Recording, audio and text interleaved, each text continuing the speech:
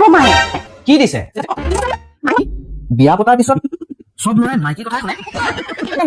মা কি ষ্টেটাছ দিছা তুমি মোবাইলত দোকানে দিয়া নাই মই লগৰ মানুহ এজনী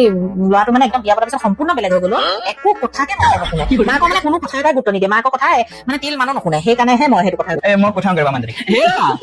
মোৰ কথা নাই কোৱা কি হয় তোন দেখিছ শাহু মা কেতিয়াও মা হ'ব নোৱাৰে শাহু কেতিয়াও মা হ'ব নোৱাৰে আৰে এইজনী বৰ উভত ঘূৰে নাচিছো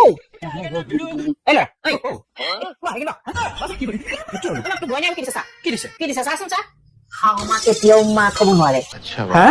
শাহু মা কেতিয়াও মা হ'ব নোৱাৰে আগলৈ চা মানুহে কি বুলি ভাবিব ৰাতিপুৱা মোৰটো গৰম কৰি নলবি ভালে ভালে ষ্টেটাছ ডিলিট কৰ মাৰ লগত লাগিব লাগিছে মাকৰ কথা শুনি মোক গালি পাৰিছেহি নহয় ৰখ আজি তোৰ বিষয়ে ষ্টেটাছ লিখিম পাবি মজা মহিলাসকলৰ দুখ কোনে বুজিব বাহিৰৰ কথা নকওঁৱে নিজ স্বামীৰ হাততে যদি অপমানিত হ'বলগীয়া হয় তাতকেও লাজৰ কথা কি হ'ব পাৰে পুৰুষসকল অকল বিয়া পাতিব জানিলে নহয় নিজৰ পত্নীৰ প্ৰতি থকা সকলোবোৰ দায়িত্ব পালন কৰিব জানিব লাগে কোনটো সঁচা কোনটো মিছা নিজৰ পত্নীৰ কথা এবাৰ শুনি চাব লাগে পাব মজা আজি বিশ্ব ঠিকছে